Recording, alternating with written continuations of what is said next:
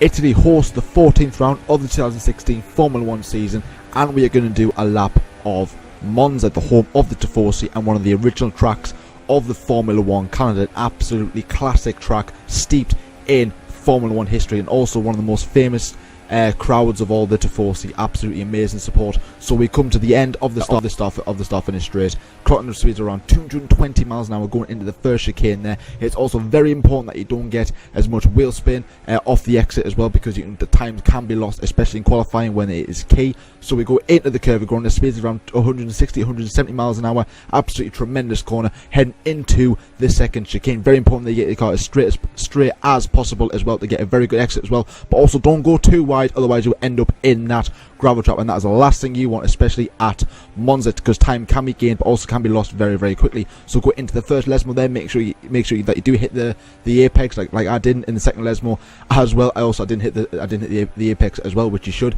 Go into the second DRS zone, we go onto the back straight, heading into Ascari. But as we go under the underpass of the old embankment, which was used back in the 1920s, 1930s, steep in Formula 1 history. So a very quick chicane there.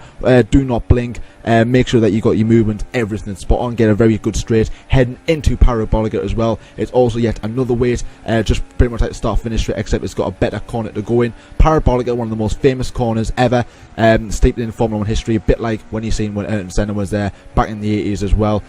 So you're trying to get as straight as you can, hit them apex as well, and that is it across the line, and that is a lap of Monza.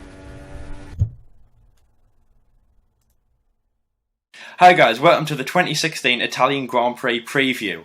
Now we've just taken you on a lap of the Autodromo di Monza, which is the track used for the 2016 Italian Grand Prix, which is happening on Sunday. It's the first race sponsored by Heineken.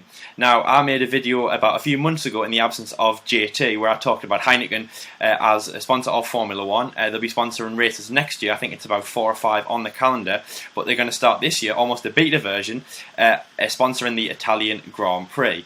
Obviously, the amazing Italian Grand Prix, which has been running since 1950. As I mentioned in Spa, obviously there's only 4 circuits in Europe that have been hosting events since Formula 1's start in 1950. That's Spa, Silverstone, Monaco, and this race of Monza. We have 53 laps on Sunday with a circuit length of 5.8 kilometres. That estimates at around 306 kilometres as a race distance. We have 5 corners to the left and 6 to the right. With the lap record overall set by Ferrari driver Rubens Barrichello in 2004 of a time of 1 minute 21. Monza has been an amazing track, obviously with the most famous curved section, which obviously was taken out of Formula 1 some time ago. But in recent times, obviously the very famous Parabolica corner, which is corner 11, almost covering sector 3, which just is a very fast flowing, almost similar to maybe Blanchimont, if you want to compare it, or you don't really know what Parabolica is. It's an amazing corner, one of the most iconic, you could say, on the grid. So that is the stats for the Italian Grand Prix this weekend, obviously round 14 of the 2016 Formula 1 World Championship. And it's going to be amazing to come here, especially knowing that there is that the margins are squeaky tight between the 2 Mercedes drivers at the top. Yes, they are, and that is obviously who we are going to kick off this preview with. Now, this is the track that is going to suit Mercedes like bread and butter, basically. Mercedes are going to torture this weekend, and I can see it from miles away. Everyone can. No one's going to catch them this weekend. I can guarantee you that Mercedes have actually won this race 6 times. They've won it the past 2 seasons, obviously since V6s came back into play. And I mean, straight line speed, it's just all about straight line speed. That suits the Mercedes. But not only Mercedes, I believe that Mercedes powered teams will be more favourable at this track. So really, we could literally see that any of the Mercedes do well. But these 2 in particular are going to be literally nowhere. It's all about, can it be Rosberg, can it be Hamilton? Now I want to talk about these 2 briefly, because Nico Rosberg won the last Grand Prix, the Belgian Grand Prix, in spectacular fashion. Let's not forget, pretty much away from the grid, and that was pretty much end of him. But our driver of the day, Lewis Hamilton, started from the back of the grid and finished in 3rd place, and that just proves how quick and how determined Lewis Hamilton is to actually claw back some positions when he is so far behind, to actually try and catch Rosberg. Rosberg, I think Rosberg is about 9 points, I think it is, behind Lewis Hamilton now. 9, yeah. So it's all to play for, really. So the championship can be won and lost at this race, and literally I mean, I think it was about 2014. I think it was when Rosberg pretty much lost the championship. Sorry, no, it wasn't. It was 2015. I think it was when he had a DNF and he more or less lost the championship at this Grand Prix last season. So obviously, that isn't going to repeat this season. He'll be more determined to actually try and get further away from Lewis. It is going to be hard this weekend because I believe Lewis doesn't have any penalties this weekend. Well, at this moment in time, at time of recording, he doesn't. Obviously, anything can change in practice and qualifying, so stay tuned for that. But it is going to be a lot harder for Nico Rosberg this weekend because Lewis Hamilton, thrives on tracks like this. He loves it. He's won this race 3 times. He won it in McLaren with 2012, and he's won it the past 2 seasons with Mercedes in 14 and 15. So obviously Lewis Hamilton is going to be playing favourite for this Grand Prix. Nico Rosberg will obviously be second favourite. My money will be on Lewis Hamilton, but never count on Nico Rosberg. It is going to be cat and mouse all the way, and I cannot wait to see who will actually edge out going into the first chicane. Obviously heading into the Curva Grande, and then also into the second chicane. That is going to be so tight between them two. It might be 1 minute, it might be Rosberg, then Hamilton, then Rosberg. I really hope it is. Obviously we had some tremendous starts in the past. I will also see a very good rivalry as well this weekend between these two championship rivals, obviously, and obviously very good friends, let's say, and obviously rival teammates. But yes, Lewis Hamilton for me should edge out this Grand Prix. Obviously, in my money on Lewis Hamilton. Nico Rosberg, I mean, you could put some money on Nico Rosberg if you fancy it, but my eye would be is for Lewis Hamilton. So LC, these two Mercedes drivers, Mercedes are going to dominate this weekend. Do you agree? Do you agree with me? Yeah. Yes. Yeah, of course. Everyone does. They've been. I mean, obviously, since the start of the V6 era, JT, as you said, in Monza, they've just dominated everything. So, yeah, in 2015, obviously, Lewis Hamilton won the race. Nico Rosberg did have a DNF, and as JT said, that's what cost him the World Championship. I mean, maybe it's harsh to say all your money was on.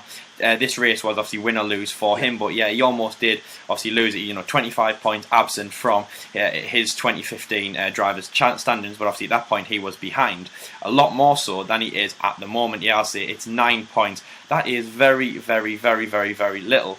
Anything could happen in this event. Anything had happened in this race, but it is so good. I mean, Rosberg must be heading into it thinking that I can catch Lewis. Compare this to even. Trying to think, even maybe like Austria or even Great Britain, But yeah, let's say Britain, okay. Obviously Hamilton had, a bigger lead. Let's say Hungary. Let's say he had a bigger lead.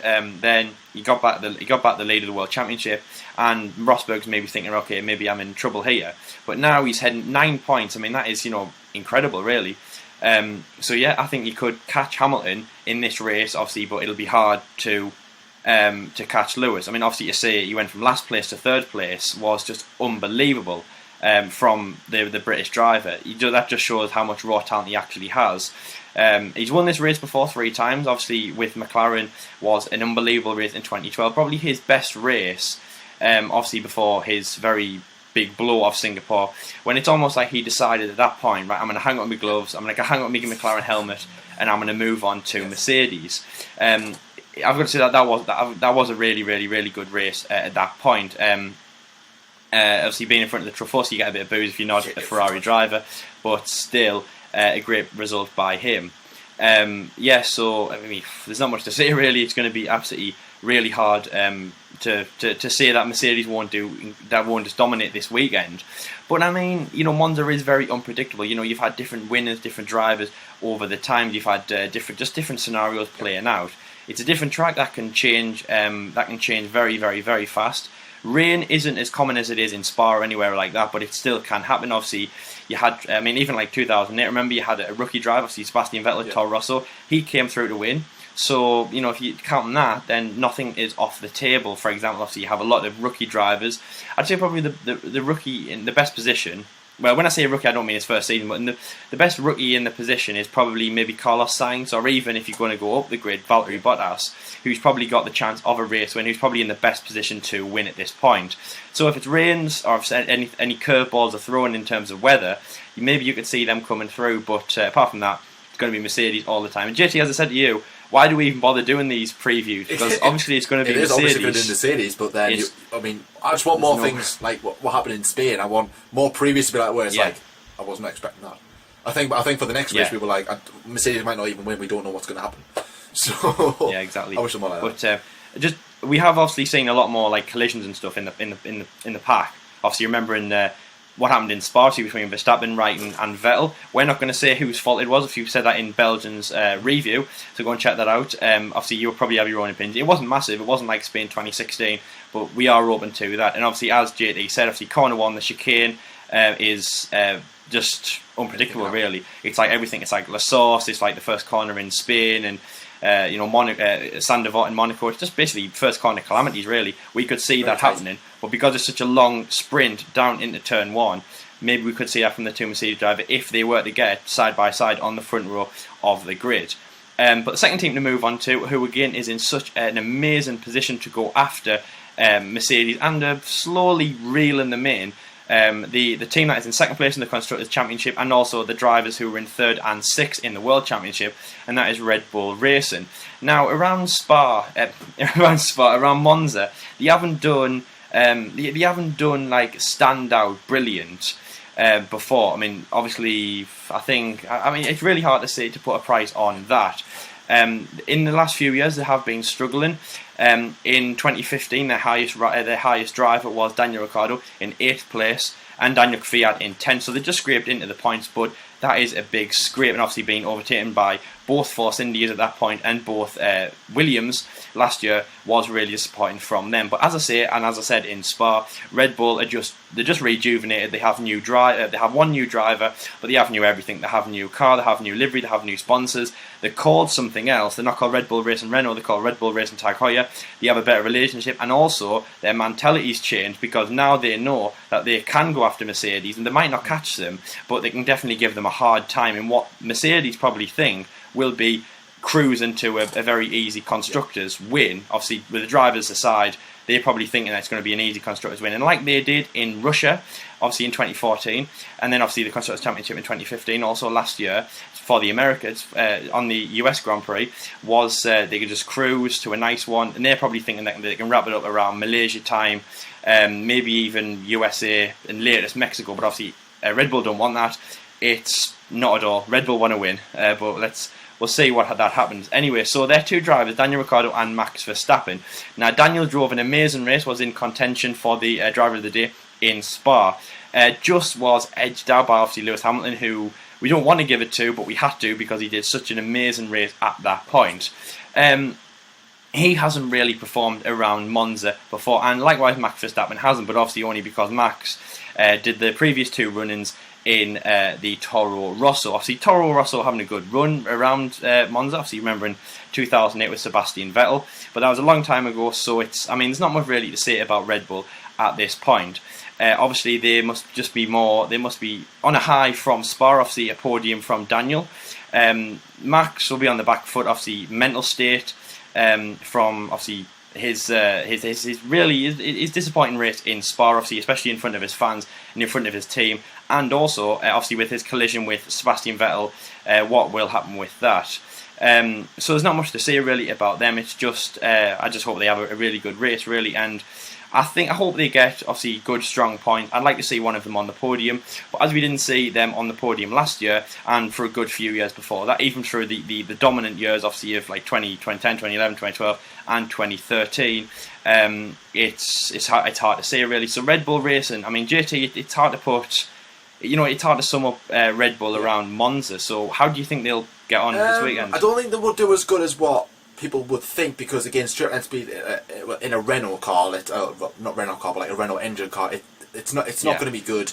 I mean, they could surprise us all, but I think it's going to be more of the Mercedes power teams that are going to be up front, as I've already said. But I don't just write off Red Bull straight away. That they've done superb this season compared to what they've done last season, and they really have improved. They've caught up with Ferrari. They're too far away from Mercedes, but they have probably the most improved team this season by far, because of what they used to be. Obviously not where they want to be, but it's an improvement from last season. Now, the one driver I want to talk about in particular is Max Verstappen, because he's been under a lot of criticism recently, obviously because of his performance in Spa. Now, I think people have been a bit too cruel on him, let's say, a bit too, it's not nice giving him all this stick just because he's just done one bad race. A bit like what Danny Kvyat had when he was at Red Bull, going in the back of Sebastian Vettel. Exactly. And people are calling, the new Maldonado, making memes about him. I mean, yeah, it's funny in that, but at the same time, it could also maybe contemplate, like, it could also, like, damage his mental attribute, let's say,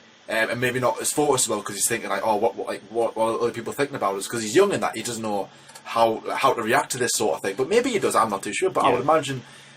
He's not experienced, he's not used to it. He's obviously everyone's been like around him saying that he's the new kid on the block, he's the new world champion and whatnot. Whereas now he's under a little bit of criticism from the fans saying maybe he isn't the guy he was. But then again, he was under that at Monaco when he won in Spain. Went to Monaco and did crash twice in qualifying in the race, and then went to Canada. And did superbly, and again, same again in Austria. So it it shows that he can get rid of criticism easily.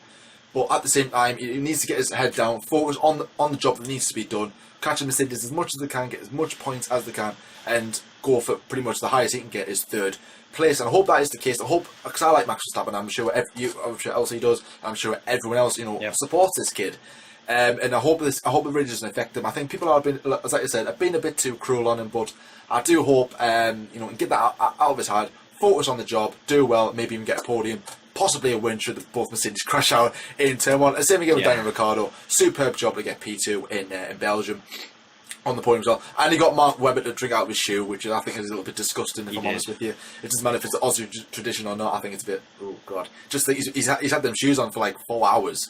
So, and the amount of sweat in there is going to be... Oh, I know. I don't know. I don't know if these Aussies are a bit crazy. But anyways, never mind. So, the team...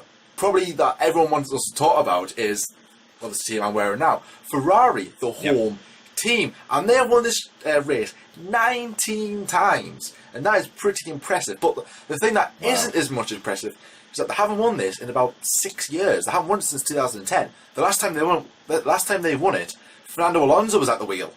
Do you remember him? Fernando Alonso, race winner, world champion? Do I? He's disappeared off the radar in the past couple of years. But yes, that was their last win here. And obviously, the Tifosi always want Ferrari to win. Even if the guy on the top step, for example, I mean, for like Fernando Alonso, like if he were to be on the podium, I mean, he wouldn't get a fair few cheers. I mean, despite being ex-Ferrari and the last winner here, he'll get a couple of boos. Lewis Hamilton, Rosberg, they've had boos as well. Vettel has had loads of boos over the years, but I'm sure if he comes on first this weekend, he'll get a lot of cheers and I mean a lot of hugs as well. Yeah. I mean, I remember a story. John Surtees, he drove for Ferrari. I think it was 1964. I think it might have been. And he said that he won the Italian Grand Prix in a Ferrari, and he pretty much got carried from the podium all the way back to the drivers to the paddock really, and just said how amazing it was. And nothing has changed since. I love the Tifosi. I love the home crowd. It's such an amazing support. I'm like, I want to be involved there. It's absolutely incredible. But moving on to the two drivers, Sebastian Vettel. He won his first Grand Prix here with Toro Rosso back in 2008. I mean, who could have expected that? I mean, come on. That just proves how much talent and how much raw speed this guy had. Absolutely incredible. He also won it another 2 times with Red Bull in 2011 and 2013, which was Red Bull's last win here. Obviously, going on the back of Sebastian Vettel's 9 race winning record, equaling end of the season, going on to win his 4th World Championship. And this race, again, holds very good memories for Sebastian Vettel. Now he's in a Ferrari, it's going to hold even more memories because, I mean, I've seen interviews with Michael Schumacher where he said, it's like, I don't really understand what it is. I mean, yeah, it's Ferrari and it's red and it's fast, but what's so special? And then he wins the race and it's like, wow, this is more than special. It gives you that more of a boost, and I think Ferrari are going to do well this weekend, and I really do hope they do, because this is the only time I'll ever back Ferrari. I mean, I like Ferrari, fan of them, but this weekend at the home Grand Prix, I want Ferrari to win this weekend. I really hope they do.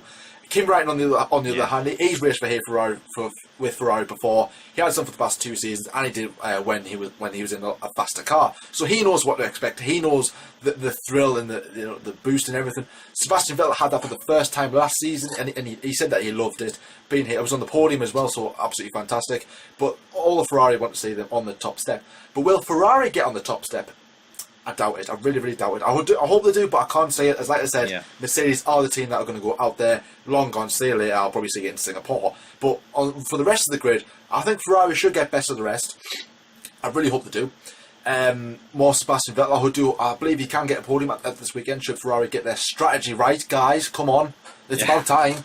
I mean, they got it okay in Spa, but obviously a few shunts here and there didn't really exactly play into their favour. So nothing's really changed over the summer when those two collided. But I believe that they should avoid all contact this weekend because the Tifosi will be on their case for weeks. But never mind. So I'm expecting a good run for Ferrari. I hope I'm right, but obviously only time will tell. So, LC, Ferrari home race Tifosi. How will they do? What's your opinion on this? Well, I mean, you have crowds, you have home crowds, and then you have the Tifosi, which is unbelievable. I mean, they obviously were the first people to storm onto the straight, which obviously now happens at every single race. But they did that at Italy. I mean, almost for many years, and obviously the amazing times when Schumacher was dominating. Obviously, a Ferrari driver. Just any single Ferrari or person in red that stands on there is celebrated. And obviously, anyone from Italy and things like that. Last year's race, Sebastian Vettel obviously got second place, which was fantastic. Obviously, he got loads of cheers. They were supporting him because he won his first race in Monza. And yeah, as JT said, he is now a Ferrari driver, which is strange because obviously rewind it to when he won in 2013 and 2011. Obviously, he would have got so many boos because he's driving for an Austrian team and also he's dominating Formula 1, so they probably didn't like that. Felipe Massa, obviously an ex-Ferrari driver. As JD said, if you're ex-Ferrari driver, you should get a good reception. But again, he didn't get so much one because he's He's now driving for Williams, but they still love him in Ferrari. And obviously Hamilton, the man on the top step, was booed so well, not so much, but I think the boos would kind of go shout louder than the cheers, obviously from the British fans and the people who love Mercedes and Lewis, and obviously just Formula 1 in general. This year, now Sebastian Vettel last year was in a great shape, JT. Obviously, he won in Malaysia, he won in Hungary. He was coming off some unbelievable races, and he got seconds. So if you can do all that and get second, then you can't do what are you going to do if you've come out of a winless if you're in a winless season? He hasn't won the last 13 rounds. It's come not really even that close, but obviously he's kind of snuck up a few times, but he hasn't really. And to be honest, I'd probably want to say. In Sebastian's career, I'd probably say this is probably, in terms of career, this is probably on par with maybe 2010. I mean, obviously, I know he pulled out the World Championship right at the end, but it's probably 2010 for Seb at the moment. But obviously, the only problem is that he might be performing like he was in 2010, but obviously the World Championship isn't keeping him in the championship fight. If you get what I mean, obviously Seb's way out there. Obviously, fourth position. He's just become the new Ferrari leader, obviously with 4 points, and then in fourth place, 4 points over Kimi Räikkönen, but he is not in the championship fight at all. So with Seb, I think a podium is in sight, but I don't think there's much after that. But then flip the tables on Kimi Räikkönen.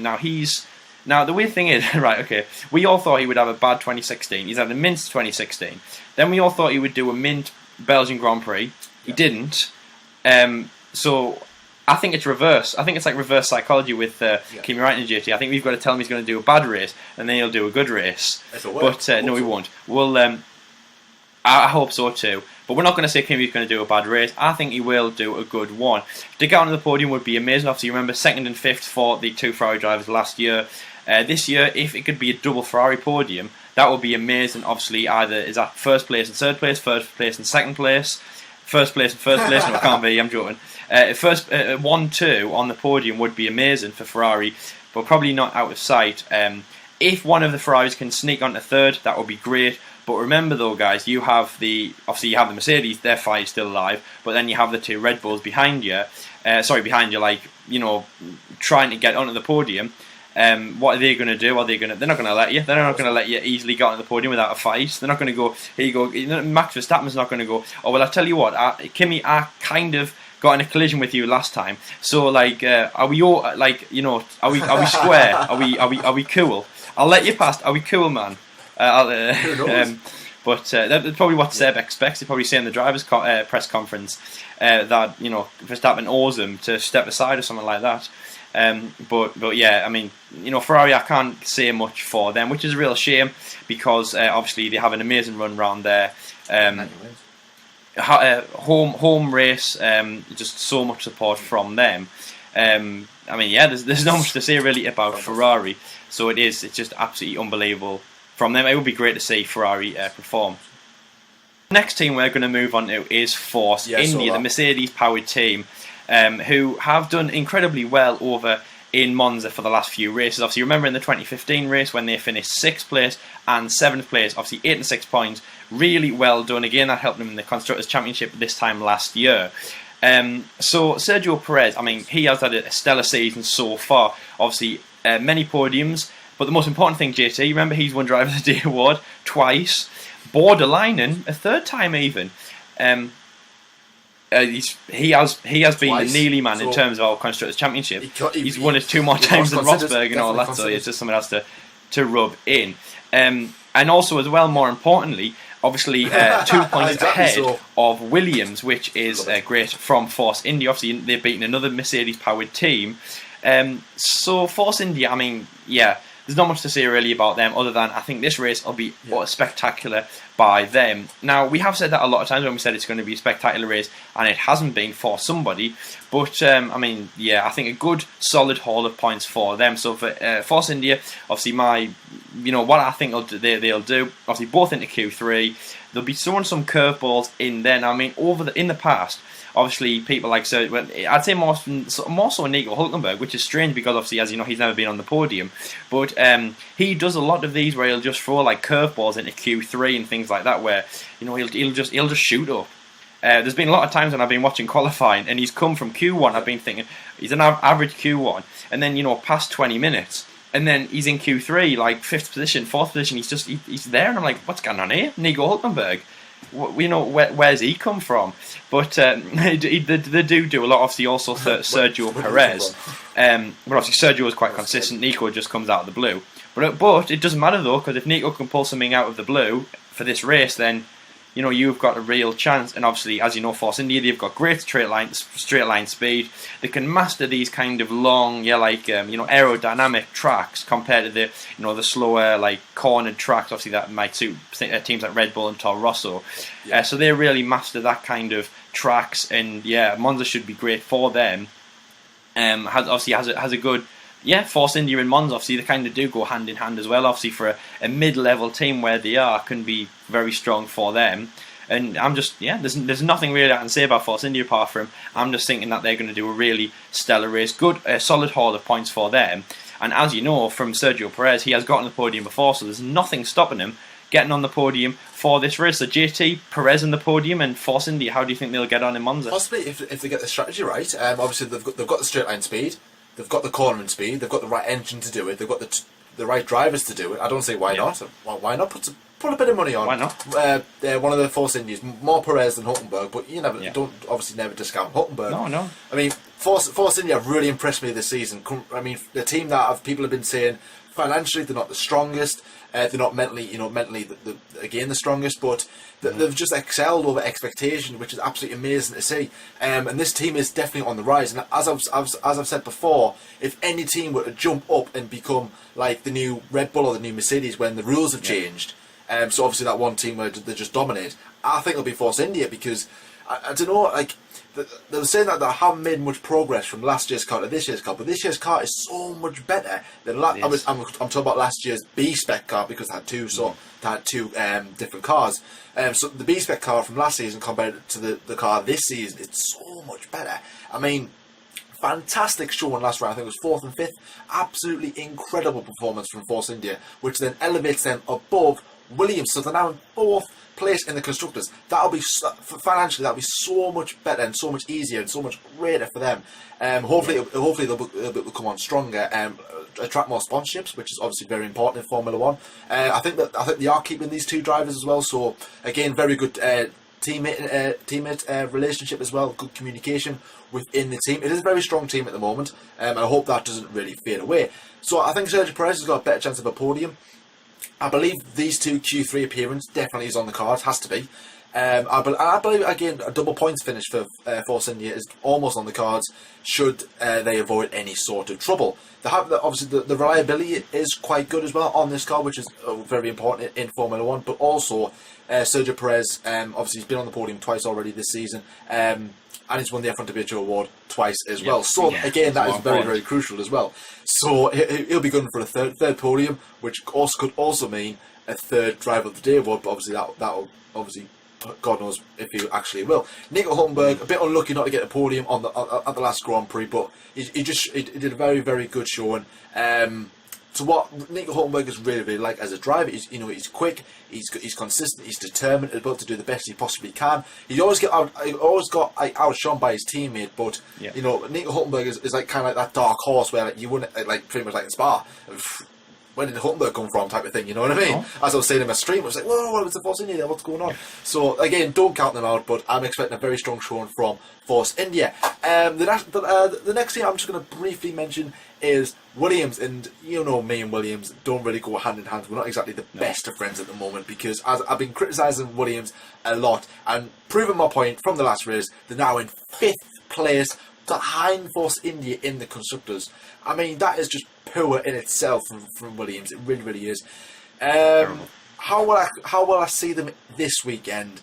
I'm not expecting anything great. I'm expecting maybe definitely Q2 appearance, a Q3 appearance from one of them at least. Yes, they do have Mercedes powered, but it's not the strongest straight line speed car. It's not the best. It's not the quickest. Definitely not. The pit stops pretty much speak for themselves. So it's not really going Williams' way, apart from the pit stops this season, which I'd rather have more podiums and fastest pit stops than, you know what I mean. It's good on that side, that the communication is good on that side, but on the track, that's where it matters. You don't get any points for having the fastest pit stop award or whatever. They should, but that's Formula One. And from these two, I'm not expecting much at all. Felipe Massa, obviously, he is a veteran, so he's respected by everybody. But again, former Ferrari driver, he drove for Ferrari for about 8 seasons. I think it was 8 seasons. So he's one of the favourites here at Italy. So I'm expecting a big support shown from him. I think a lot. 3rd place from him last year as well, JT. Exactly. So obviously that was last season. I doubt we'll get that this season. So a very good showing from support for Felipe Massa, former Ferrari driver. But I think they would prefer a red card that would be mostly cheering for. Valtteri Bottas, he's had a quiet few races, hasn't he? He hasn't really been the Valtteri Bottas we've seen since he came into Formula 1 in 2013. He is quick. He has been linked to drives with other teams for the past 2 years now, but this season it has kept hush because of his performances. And I don't think he's going to have a very good performance this weekend. I hope I'm wrong, but there isn't really much to say about Williams apart from that. They need to improve and badly. They need to have a good result to actually calm the nerves and maybe try and get ahead of Force India. That should be their target this weekend, to try and get more points. It's only a close gap. I'm not sure how many points it is, but it's they should try and target to get ahead of Force India both in qualifying only 2 points and the race. So to try and work well as a team, try and get as close to them and try and get above them if they possibly can. So 2 points. 2 points, so it's very, very close. Nothing. Very close. So Williams, do you think can they catch Force India, or do you think it's going to be another typical Williams weekend? Almost, but never there. It's almost the Top Gear UK, or their old slogan: ambitious but rubbish. Pretty much. Yes. No, I am joking, Williams. Obviously, you are great at that times, but I mean, one of the best thing obviously from Williams. I mean, I remember when you got 3rd place in 2014's constructors. Yeah. That was amazing from you, and obviously you did again the same in 2015. Absolutely amazing. And now you're in 5th. I mean, come on, that's terrible. 2 point is nothing, but I mean that's really hard to say, JT. It just depends how this week can go. But I mean, just anything can happen. I mean, I know that's not really an answer, but it can do. I mean, from looking at the results, obviously last year, obviously you have an amazing finish by from Nico Hulkenberg and Sergio Perez. So that's 15 points. But then you have Felipe Massa, who just does it all in 15 points in one guy. That's even counting before Valtteri Bottas. Obviously his points as well. So it really depends just what happens really. But it's definitely going to be a battle of the teams also. They're getting their pit stops out, they're getting their strategies out. And just when you said there, JT, is the fastest pit stops, is that going to pay off for them in terms of the constructors? Well, if anything, this race, it'll probably count so much so, because just imagine, we have first pit stop, let's say, lap 9, the super softs, and they come in and they're changing, forcing you to take quite a while in the pit stops. If Williams come in and you're just, and then off, then they'll be like, we leapfrogged you there, and well, I mean that's what they'll be going for really. So, but it really depends. You can't really put a number on it. But Williams embarrassing so far. You need to pull it back so that this time in 2 weeks' time, when we're doing our preview for Singapore, which is round 15, will we be saying, JT, Williams are in 4th place, they're on a stormer, or will we be saying Williams is still in 5th place, Force India have pulled a gap out, and I mean, come on, Williams, where are you? You're going to slip back into 6th place, which is obviously just something that you don't want to do. You're going to slip back into McLaren's. Probably not, because it's a long fall back into McLaren. But McLaren will be catching you, and I mean, just how embarrassing will that be? Because at the moment, obviously, you are the leading British team. Obviously, ahead of McLaren. So you like to keep it that way. But if you get leapfrogged by McLaren, then that'll be embarrassing. And I'll tell you something, on the form that Williams are on at the moment, JT, that's not a stupid thing to say. It really that could happen. I mean, if I were to say that at the start of the season, probably people are like, go on, JT, what are you on about? But now people's like, guys, you're right. So it shouldn't be something that we're talking about, but unfortunately it is. But can McLaren catch Williams? There's a question. There's a question for you. Yes, leave your comments in the description. Leave your comments in the comment section below, not the description. The comment section, the description. We'll write the description. Yes, and we'll tell you what to say. No, we won't.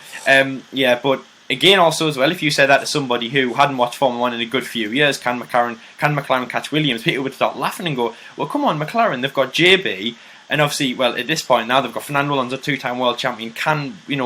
Of course, they should be in like 1st, 2nd position and all that, but I wish. Yeah, I mean, come on.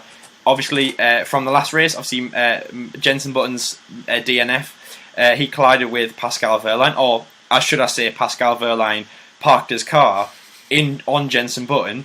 I was going to say parked it in Jenson Button, but I don't know if that would sound a bit, innuendo. No, Mer. Bye. But yeah, so obviously, Pascal and Jenson were out. Pascal took Jenson out, and then Fernando Alonso finished strong in the point in 7th position. So it's looking good for McLaren, JT. But obviously, Fernando's the man we're going to talk about. Obviously, in this race, ex-Ferrari man. What can he do, and what can McLaren do? I hope it's a good result. Obviously, me being a McLaren fan. But I mean, McLaren did surprise us last weekend, because we both said, and even Jenson said himself, that Spa shouldn't have been a circuit that suited McLaren. They got into Q3, well, Jenson did, P9, and then Alonso went up and scored some points in P7, so absolutely fantastic there from McLaren.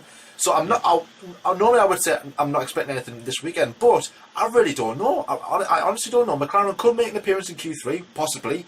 This isn't a track, that straight line speed, it will hinder McLaren, it will. But then again, I don't know what upgrades they're bringing. I think they might use some more tokens, I believe, or I really don't know. We'll have to find out the pace in all 3 practice sessions. So McLaren could throw up a surprise here and there, so don't count them out. I hope it's some more points so we can actually claw back. I think it's Toro Rosso. I think is our next rivals in the constructors, I believe. So hopefully we can close the gap up to them.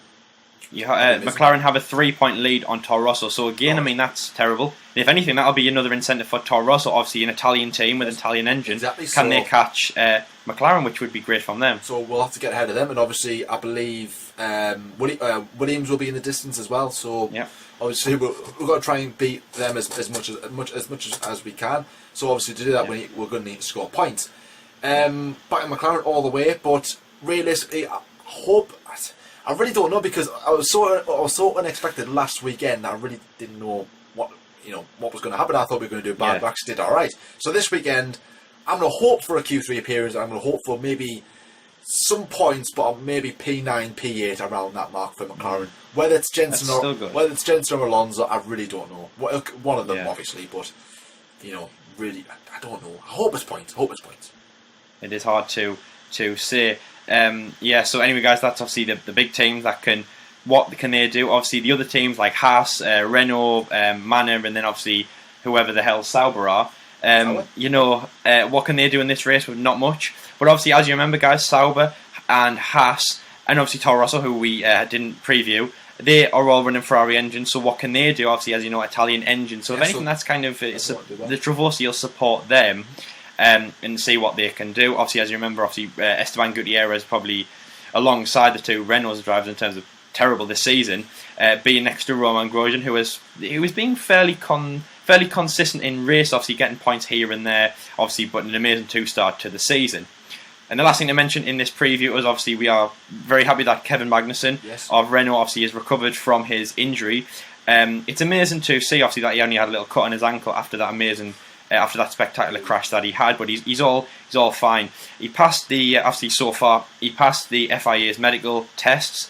Obviously Renault were happy for him to drive, and he is going to drive the weekend, which is fantastic to see. Obviously we never want anything like that. We don't want a Fernando Alonso to happen again. Obviously, as you remember, he missed Bahrain and almost missed China after his collision in Australia. Obviously, we never wanted that. If we heard Kevin was sitting at this race, we'd be very disappointed. And obviously, that's when we'd start to get worried what's happened to K-Mag after the big crash he had. But no, he's back, and I mean, we're so excited, JT. He hasn't done much this season, but I mean, it's great to see him in the Renault, isn't it? Alongside Julian, who was looking like he was going to have a strong race obviously in Belgium, obviously in the best qualifying that both Renaults had. It was. I mean, at one point both of them were in the points, so that just proves that the Renault it can do well at times as well, and that's pretty much the story of Renault's season. Well, not really the story, but like at some point, like for example in Hungary as well, like Julian was in the points and they were doing well. Then they had obviously he spun, and then obviously he had some errors, misjudged pit stops and everything, locked up in few places as well, down on power. Same with K-Mag as well, and obviously had that very big crash there. Obviously, thankfully he's okay.